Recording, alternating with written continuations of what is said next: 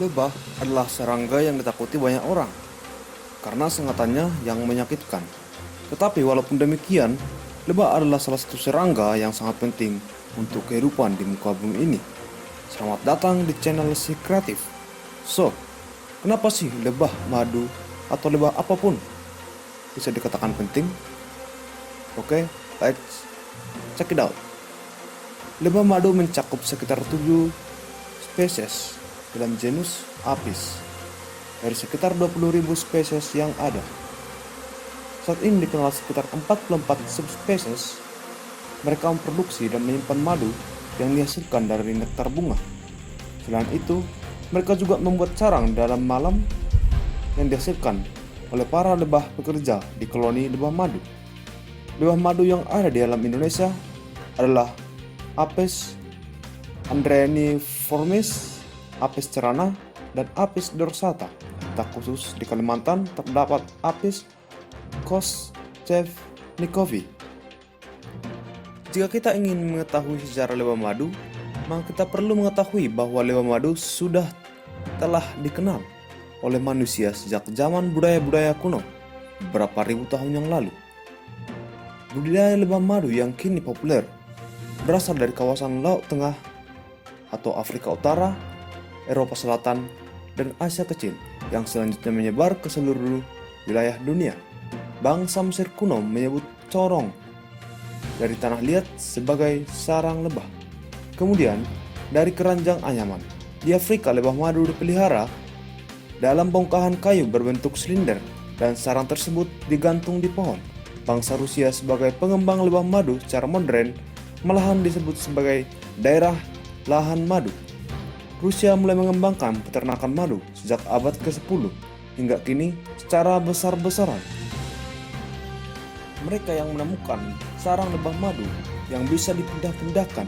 Teknik tersebut diperkenalkan oleh Peter Prokofiev pada tahun 1775 sampai dengan 1850. Lebah madu adalah serangga sosial yang memiliki banyak manfaat. Semua yang dihasilkan oleh lebah madu dikenal berkhasiat untuk kesehatan. Dalam klasifikasi dunia binatang, lebah dimaksud dalam ordo Hymenoptera yang artinya sayap bening. Dalam ordo ini terdapat 100.000 spesies serangga, termasuk lebah, tawon, semut, dan rayap.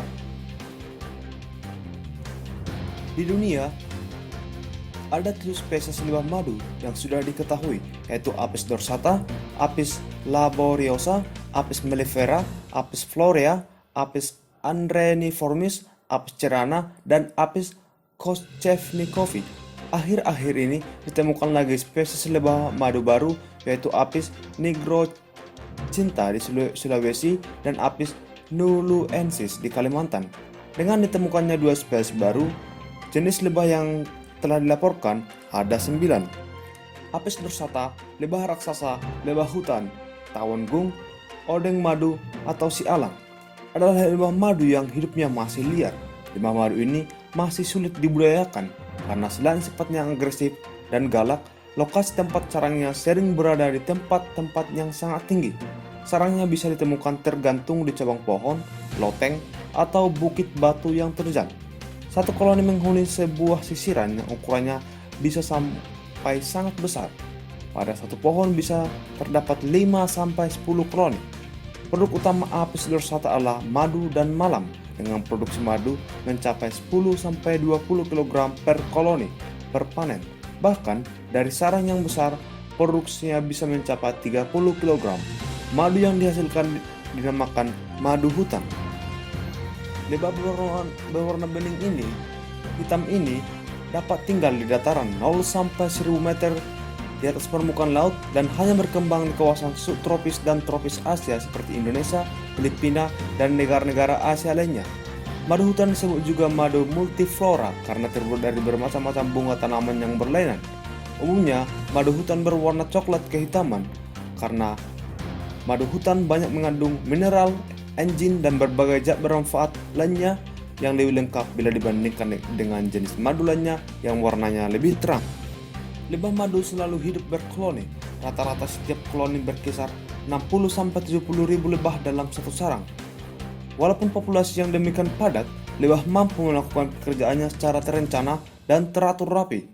Di dalam sarang lebah terdapat ratu lebah atau queen bee, lebah jantan atau drones, lebah pekerja yang terbagi atas, lebah perawat atau nurse bees, lebah pencari atau scout bees, lebah pengumpul atau collector bees.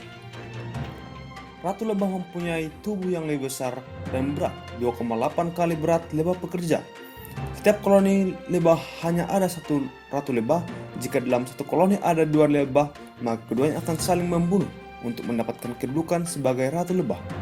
Ratu lebah bertugas memimpin dan menjaga keharmonisan lebah dalam satu koloni. Semua lebah dalam satu koloni akan sangat mentaati ratu lebah. Kemanapun ratu lebah pergi, maka satu koloni lebah akan mengikutinya. Selain memimpin koloni lebah, ratu lebah mempunyai tanggung jawab untuk meneruskan kelangsungan hidup koloni lebah, yaitu dengan cara bertelur sepanjang hidupnya. Ratu lebah sanggup bertelur 1.500 sampai 2.000 butir setiap harinya. Ratu lebah mempunyai umur yang lebih lama dibandingkan dengan lebah pekerja. Lebah pekerja berumur sekitar 40 hari, tetapi ratu lebah sanggup hidup hingga 3-5 tahun, atau sekitar 30 kali lebih lama dari lebah pekerja.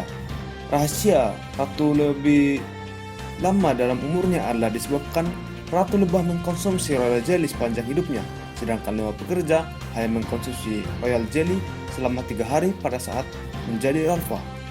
Adapun ratu lebah memiliki ukuran yang lebih besar daripada ratu pekerja dan memiliki aktivitas seksual yang aktif, sedangkan lebah pekerja tidak memiliki aktivitas seksual. Dan ratu lebah juga membutuhkan 16 hari berkembang, sedangkan lebah pekerja hanya membutuhkan 21 hari untuk berkembang.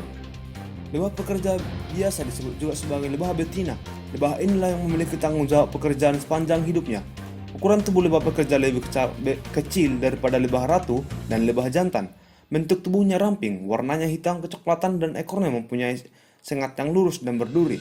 Dengan sengatan lebah pekerja melindungi sarangnya dan menyerang siapapun yang mengganggu.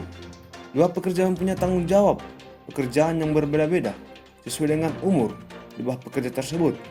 Sesaat setelah keluar dari kepompong larva, lebah pekerja langsung mempunyai tanggung jawab untuk membersihkan sarang lebah dari kotoran-kotoran.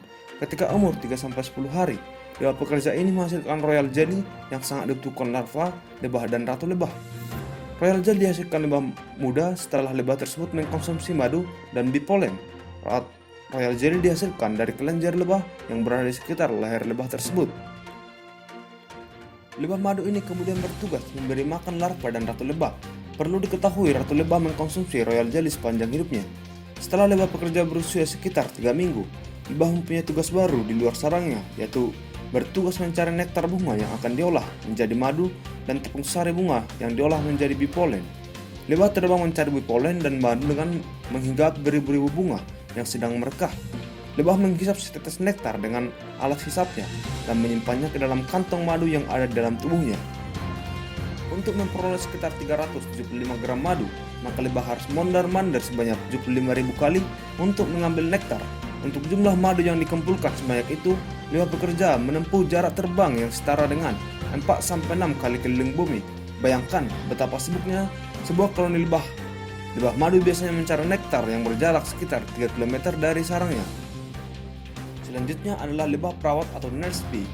Lebah perawat adalah lebah pekerja yang khusus merawat ratu lebah dan anak-anak atau larva. Mereka bertanggung jawab memproduksi royal jelly serta memberi makan sang ratu dengan royal jelly, bipolen, dan madu. Lebah pencari atau scout bee. Lebah pencari adalah lebah pekerja yang mencari sumber-sumber polen, nektar, dan propolis. Ketika mereka menemukan sumber makan yang terbaik, mereka akan kembali ke sarang dan menginformasikannya kepada lebah pengumpul. Kemudian lebah pengumpul pergi mengumpulkan makanan tersebut. Lebah pengumpul atau collector bees. Ketika mengumpulkan polen dan bunga-bunga, lebah pengumpul hanya akan mengunjungi tepi bunga yang sama hingga semua polen habis terkumpul. Pada saat lebah mengumpulkan polen, ia juga mencampurkan dengan sedikit madu dari mulutnya dan kemudian membentuk gumpalan polen yang akan disimpan dalam kantong yang terdapat di kaki lebah. Lebah pengumpul menghisap nektar dari bunga-bunga dengan lidah mereka yang panjang. Mereka hanya mengunjungi bunga dari spesies yang sama dalam satu putaran perkumpulan. Untuk memastikan bahwa nektar yang dikumpulkan berasal dari satu sumber yang sama, Nektar yang terkumpul kemudian disimpan dalam sel madu yang terbuka. Sel-sel ini akan tak terbuka hingga nektar menguap dan terbentuk cairan madu yang kental dan matang. Lebah jantan atau drones. Lebah jantan punya sifat fisik yang lebih kecil dari ratu lebah tetapi lebih besar dari lebah pekerja. Ciri yang menonjol adalah mata yang besar. Mata itu terdiri dari faset yang lebih banyak daripada faset pada mata lebah pekerja dan ratu lebah. Lebah jantan tidak mempunyai pipa penghisap madu dan juga tidak mempunyai kantong polen di kakinya, sehingga lebah jantan tidak bertugas mengumpulkan polen dan madu. Lebah jantan hanya membersihkan sarang, menjaga sarang, dan tugas ringan lainnya. Fungsi utama lebah jantan adalah mengawini ratu lebah. Lebah pejantan adalah satu-satunya lebah jantan yang terdapat di sarang lebah dan hanya bertugas untuk membuahi sang ratu lebah.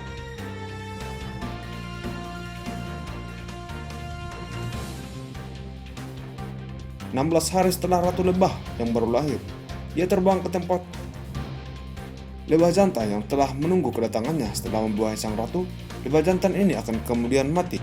Nah, sekian pembahasan kita dari Si Kreatif untuk lebah dan perlebahan. Sampai jumpa lagi di sesi berikutnya. Jangan lupa like, subscribe, dan share agar dapat memberikan lebih banyak manfaat bagi banyak orang.